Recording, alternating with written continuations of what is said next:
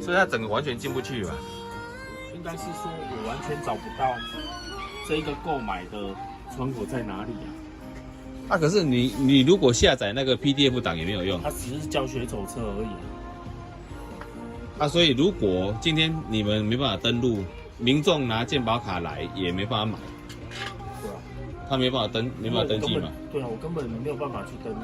啊，所以这个系统是什么时候跟你们讲的？应该是这几天就来了吧？应该是这一两天呐、因为我们也是昨天收到的而已啊。啊，所以是完全进不去。对啊，我目前还是在试啊，所以你从7点就开始试到现在啊。